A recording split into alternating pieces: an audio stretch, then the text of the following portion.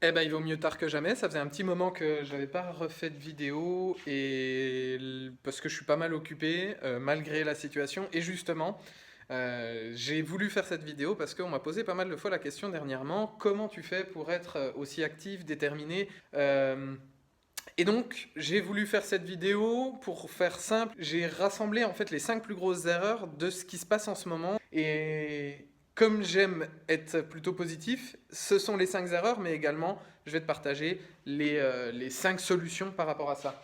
La première, c'est de penser qu'il y a une potion magique pour y arriver. C'est-à-dire qu'en fait, ce que j'ai remarqué, c'est qu'on vient me poser la question comme si, je sais pas, je prenais quelque chose ou si j'avais une formule magique pour y arriver. Déjà, c'est pas du tout le cas. Je suis touché tout pareil même émotionnellement par le confinement, comme beaucoup, comme tout le monde, je suppose.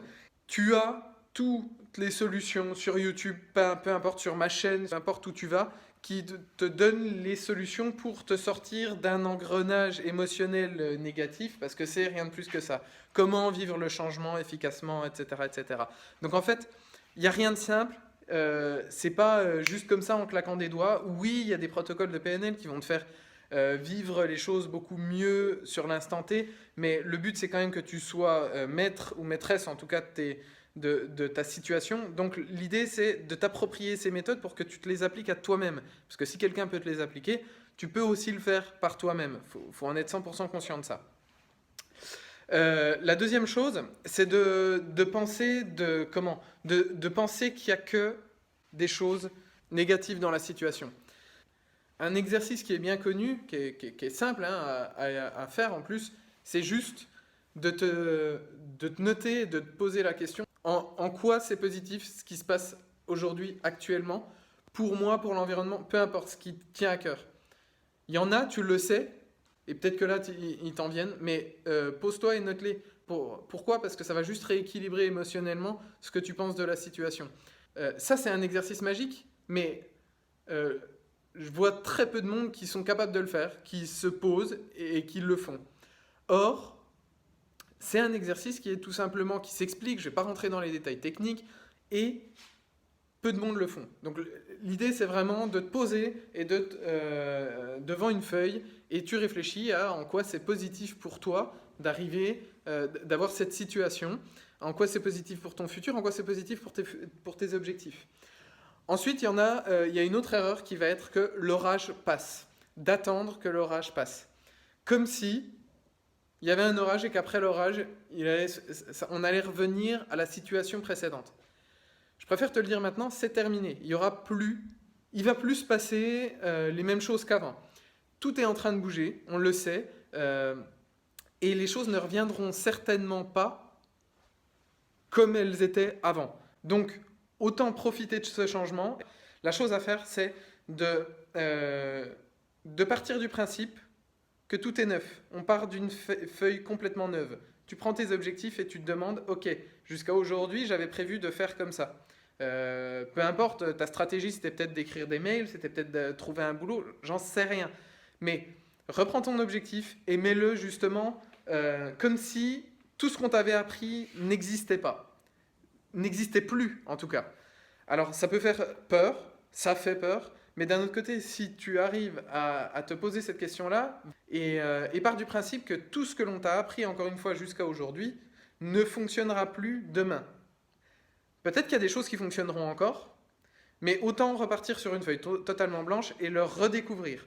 Pourquoi? Tout simplement parce que les cartes sont complètement redistribuées. Aujourd'hui, on vit un changement complètement dingue.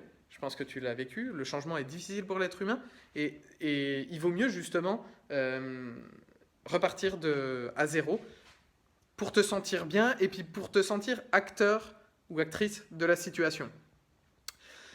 La quatrième erreur, c'est de se rapprocher, d'aller chercher les personnes qui pensent la même chose que toi. C'est-à-dire qu'aujourd'hui, on a une ribambelle de personnes qui vont aller se plaindre de la situation, qui vont dire justement que c'est difficile, que c'est à cause du gouvernement, que machin, que truc, qu'on a le pire gouvernement sur ça. Mais en fait, très clairement, pose-toi déjà la question de savoir si tu ferais mieux à leur place, parce que c'est facile de critiquer quand on n'est pas à la place. Et si tu te dis que non, c'est pas ton job, eh ben alors te permets pas de critiquer. Je me permets de le dire parce que ça m'exècre d'entendre des personnes qui vont aller critiquer les gouvernements en place et quand on leur demande les solutions que eux pourraient apporter, il n'y a rien qui se passe. Donc ça montre bien que peut-être qu'il n'y a peut-être pas mieux à faire que ce qui est en train d'être fait. C'est pas ce que je dis, mais en tout cas, moi, j'ai pas la solution, donc je prétends pas pouvoir leur apporter quelconque solution, donc je ne me permets pas de les critiquer.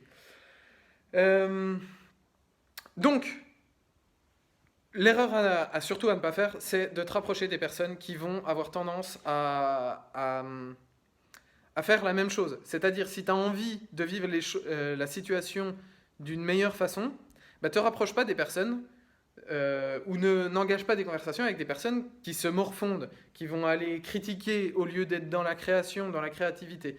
Donc ça, en fait, c'est un événement très fort, un outil très fort, c'est d'aller plutôt te rapprocher des personnes qui cherchent des solutions. Pas forcément qu'ils l'ont trouvé, parce que je ne sais pas s'il y en a aujourd'hui qui ont vraiment trouvé, mais en tout cas des personnes qui sont dans la créativité, qui vont tout faire pour trouver des solutions.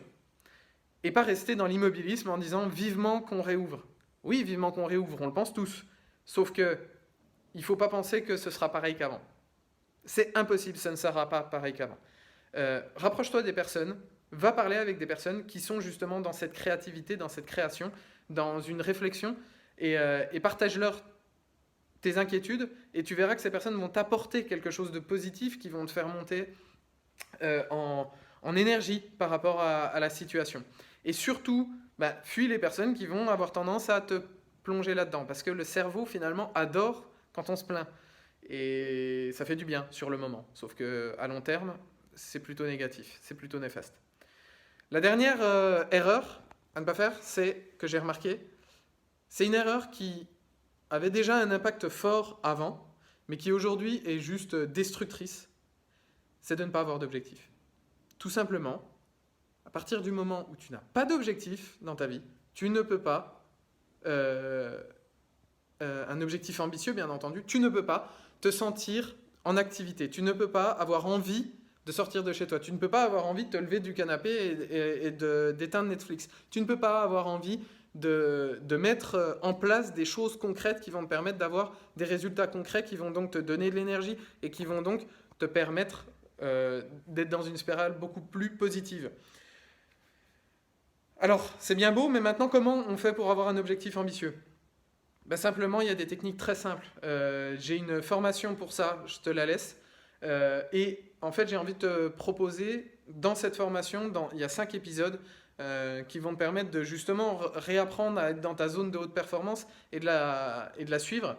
Et à la fin de cette formation, il y a tu as la possibilité de prendre un appel offert avec moi. Pourquoi je te parle de ça ?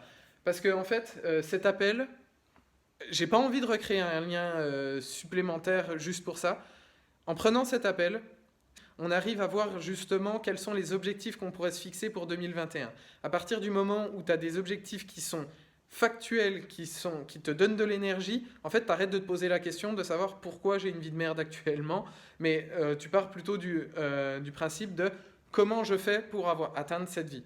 Donc, je mets le lien dans le coin, tu cliques dessus, tu regardes, c'est à partir de l'épisode 5, je propose cet appel, prends-le. Encore une fois, si tu es motivé, c'est vraiment gratuit et je me ferai un plaisir de voir avec toi cet objectif, quel est cet objectif, comment tu peux aller l'atteindre et quel est cet objectif qui va te motiver à te lever de ton canapé et de te mettre à l'action une bonne fois pour toutes et surtout de mettre en place des actions très pragmatiques, très efficaces.